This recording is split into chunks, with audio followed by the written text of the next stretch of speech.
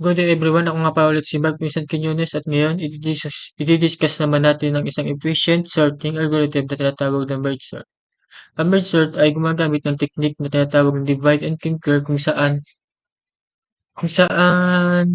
hinahati muna ang array sa maliliit na parts bago ito pagsamahin ulit in sorted order. Ano nga ba ang sorted? Ano nga ba ang merge sort? Ang merge sort ay naghahati ng array hanggang maging tig-iisang number na lang. Pagkatapos, pinagsasama-sama nito ulit ang mga numbers habang inaayos mula smallest to largest. And gumawa nga pala ako ng example para mas maintindihan mabuti.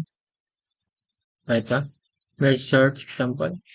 Yung ginamit nating array is 9, 4, 2, 9, 4, 7, 2, 6. And then sa first step natin, hatiin mo ng array. Hatiin mo ng array. So, 9, 4, 7, 2, 6. And then to. 9, 4, 7. Hahatiin ulit. And then, i-divide ulit hatiin ulit hanggang maging tig-iisang number na lang. So, ito. And then, so, ito na. Iko-compare naman to. Compare 9 and 4. So, mas maliit yung 4 kaya siya yung nasa unahan.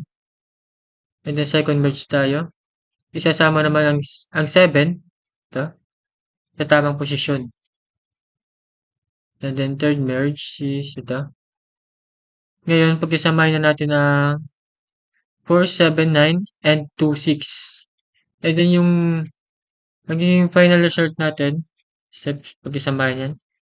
And then, yung magiging final result ng array natin is 2, 4, 6, 7, 9. Okay, try naman natin siya sa Dev C++. Nakahanda na nga pala ako ng code para hindi na tayo matagalan. Okay.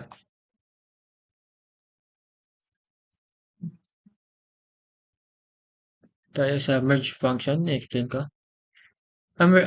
Ang function na ito ay nagsasama ng dalawang sorted array sa tamang order. And then, dito sa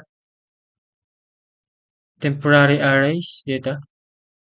Gumagawa tayo ng temporary arrays para pansamantalang i-store ang left at right parts ng array. And then, dito tayo, R1. Copy elements. Kinokopya nito ang elements papunta sa temporary arrays. And then, copying. And then, dito tayo sa main function. Ito. Dito naka-store ang 5 numbers na isosort natin. And then, dito tayo sa output. Ang original array natin is 9, 4, 2, 7. 9, 4, 7, 2, 6. And dapat maging sorted array natin is yung kakalabasan kapag rina natin to is 2, 4, 6, 7, 9. So, try natin. Okay, run. 2, 4, 6, 7, 9. So, tama naman. So, ngayon, nandito na lang muna tayo, guys. So,